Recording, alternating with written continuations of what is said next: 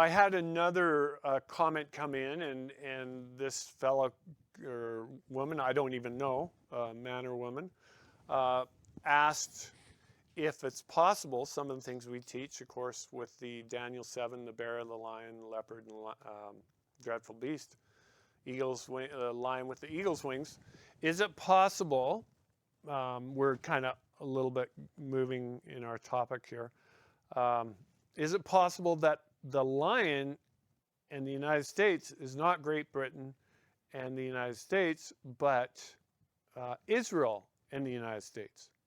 Because Israel is called a lion or similar to that in Scripture.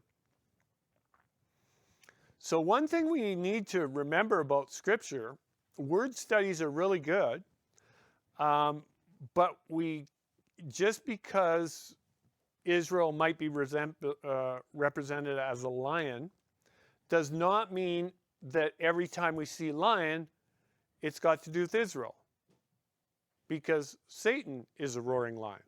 So we're looking at two spectrums here. So just because they've been used as being a lion, and Yeshua is the lion, so it could be Yeshua and the United States together. So I'm not trying to be silly here. I'm just trying to say is that we've got to look at the bigger picture. And in this case, in my understanding of the lion, the bear, the leopard, and the dreadful beast, it tells us that they are kingdoms. We know that they're kingdoms. If these prophecies are at the end of time, these kingdoms must be the most dominant kingdoms in the world, otherwise they wouldn't be mentioned.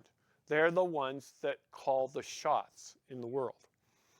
And when we examine that, we can see clearly that we have a large horn in Daniel 8 and 4 smaller horns. So we have 5 kingdoms.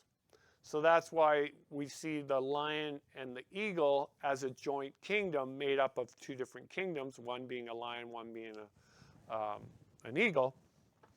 The eagle's wings are plucked off, and the lion goes on by itself, and the large horn is broken, and the 4 horns continue as the 4 beasts continue in Daniel 7. So looking at the bigger picture, in Daniel 7, it does not look like the lion is Judah or Yeshua or Israel, but it's another kingdom that's represented as a lion.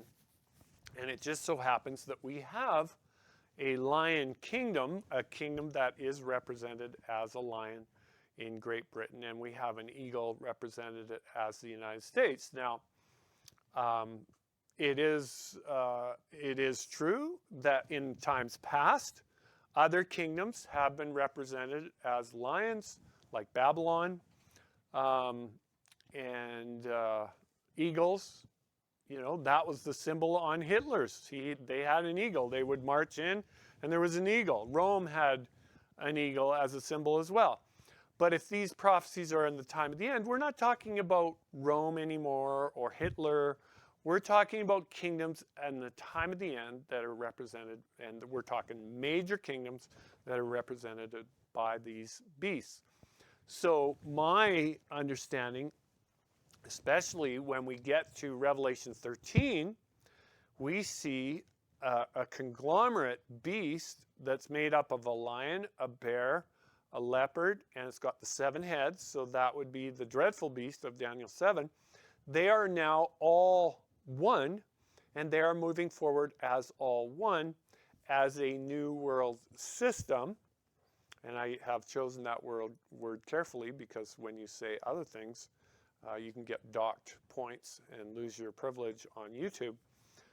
So we don't want to do that, because everyone knows what I'm talking about when we have this new world system that is made up of all the nations of the world that will come in conformity to this new world system, and there will be 10 kings that rule. We see that clearly in Revelation, and they're revealed by these beasts that come together. And we see in this new world system that the United States is not part of it. The eagle's wings were plucked off and therefore are not shown in the beast of Revelation 13. They are not part of that beast in Revelation 13.